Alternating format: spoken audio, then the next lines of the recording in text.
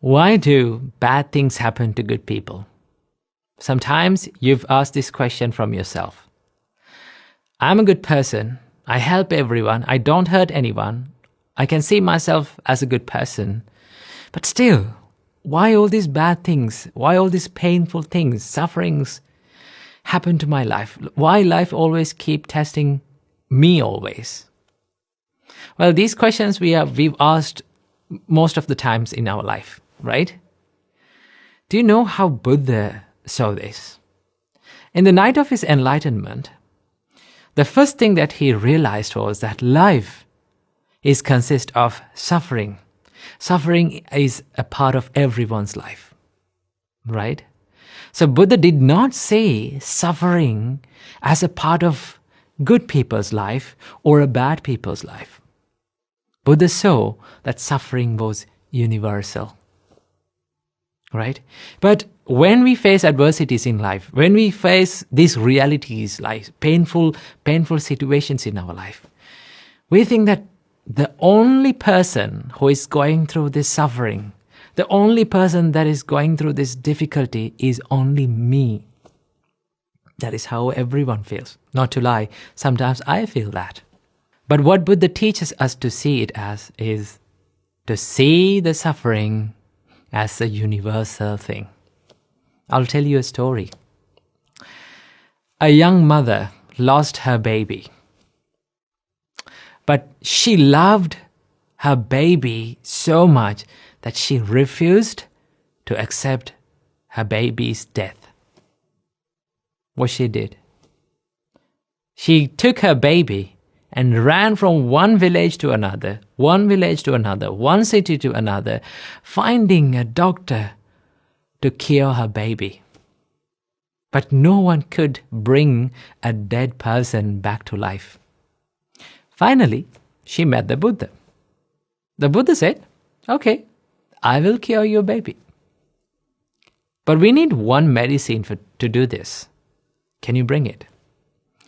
Go and bring a handful of mustard from a family that no one has ever died." So the mother was so much happy. She thought that she could find this easily. So she ran to the village and went to the first house that she found and asked, "Do you have a handful of mustard that I can get?" Then when the householder was about to give the handful of mustard, she said, "Has anyone died in your family?" Then they said, "Oh, my uncle died last year."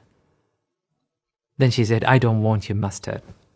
She went to the next house and she got the same answer. Someone had died. She went to the other one. She went from one house to another and she went through the whole village. The only word that she heard was, "Someone died."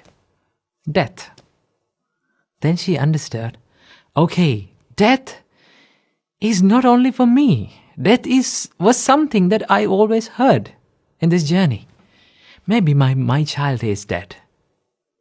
So she made her heart strong enough to accept her baby's death. She went back to the monastery to meet the Buddha and thanked the Buddha for curing not the baby, but her heart. What Buddha teaches us to see about life is that to see the suffering as universal. So next time when you go through a difficulty in your life, and the next time when you go through a hardship, painful feeling in life, understand that you are not all alone. There are so many people who is going through in life that's in the same situation, the suffering. Okay? Most of the time, we try to remove the suffering from life. We always wish that this suffering was not there in our life.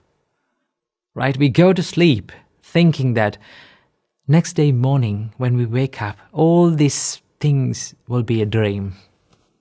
All these problems will disappear. But the reality is, when there is suffering in life, there is suffering. So that the first thing that we need to do is that accept that there is suffering in life. So the whole point of realizing the first noble truth in Buddhism is to accept the suffering as it is, to see the suffering as it is. Only when you accept the suffering, we can cure it. We can find a remedy for it. First of all, you need to accept that there is pain and suffering in all of our lives, right? And then we can choose what to do with it. Most of the time, we spend a lot of time worrying about changing what we can't change, right? But it all depends on how you choose to react to these experiences in life. Most of the time, these painful feelings, sufferings that comes to our life are blessings in disguise, right? If we did not get difficult situations, if we did not get hardships to our life, right, challenges in our life, how can we develop a strong mindset, right? There's a saying that if you need to learn how to swim, what do you have to do? You have to jump to the pool. Somehow, you have to experience how drowning feels like. Only then you can realize that, what should I do to learn how to swim, right? In the same way, there is no use of trying to avoid, wishing and praying that suffering was not there in life, right? There's no point of wishing and praying that, please don't give me suffering. Always wish a mindset that you can face strongly to all these sufferings and painful situations in life. Whenever you get a strong mind to face any kind of challenge in your life, then you can be happy and in peace, because you're ready for anything in your life, right? So always wish a strong mindset that you can face any challenge, any difficult situation in life. So remember that not only bad things happen to good people, good things also happen to good people. And also, sometimes you may think, why all those good things happen to bad people, right? It is not always the case. Good things happen to bad people, and also bad thing happens to good people. That is the law of this world. So we all need to develop the mindset to see the suffering as a common truth to everyone, not a personal thing. So I wish you all, may all of you be able to develop a strong mindset to face any challenge in all of your life. Namo Buddhaya.